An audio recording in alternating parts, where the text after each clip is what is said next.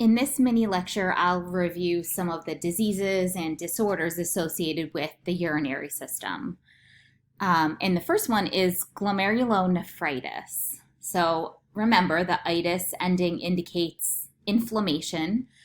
This is inflammation of the glomerular membrane in nephrons, causing it to be very permeable. So as a result of this, substances that normally would be kept in the blood, like blood cells and large proteins, will now pass through the membrane. So you'll start to see blood in urine, proteins in urine, and also painful urination is a symptom. Nephrolithiasis. This is kidney stones, also known as renal calculi. These form when mineral salts in urine calcify and harden, which forms stones. These stones can block the flow of urine through urinary structures, and it can be pretty painful.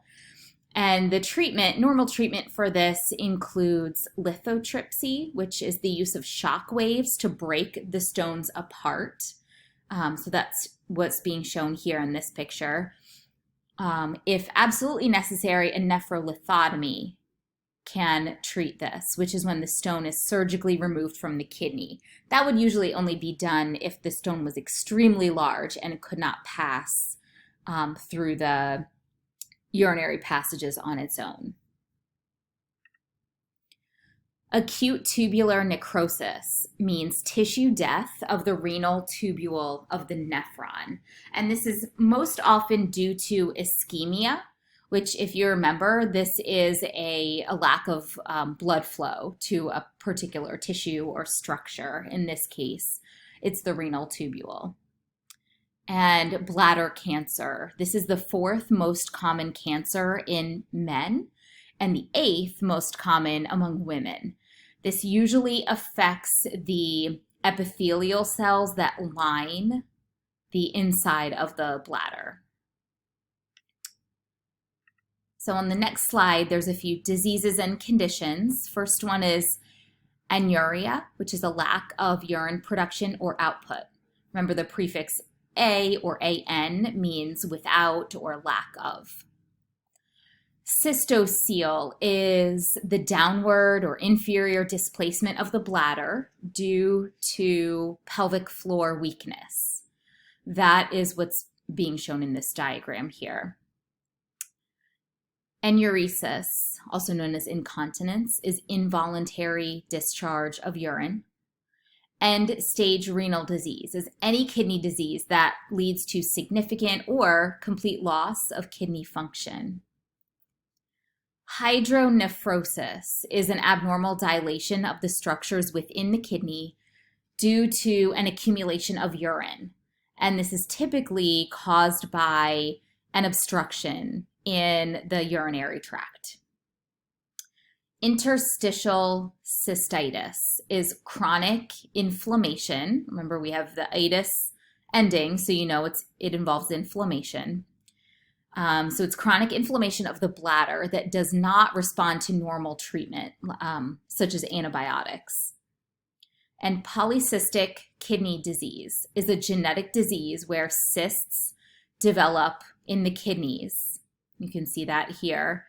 And this often can lead to kidney failure. So continuing on, urgency is the immediate need to urinate. A urinary tract infection is an infection that's usually bacterial in any part of the urinary tract. Wilms tumor is a malignant neoplasm of the kidney, and it is most often seen in children. These pictures here are showing you the tumor as it develops.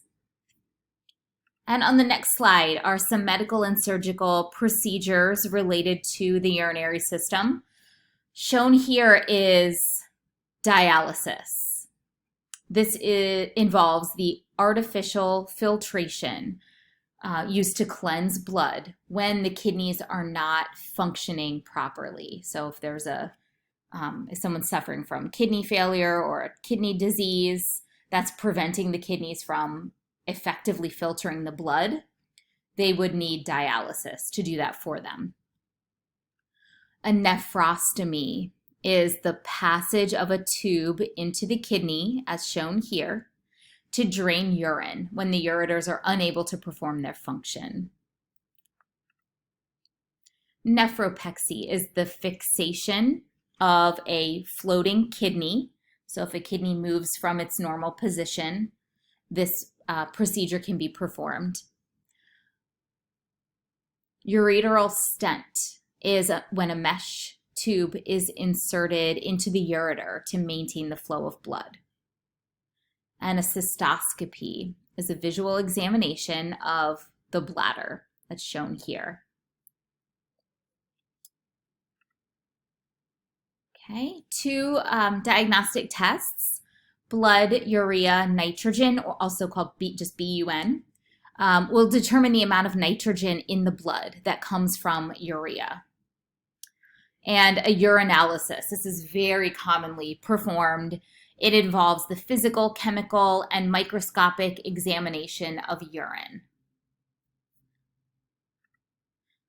Okay, and then finally, 2 drugs that can be administered to treat some of these diseases and conditions.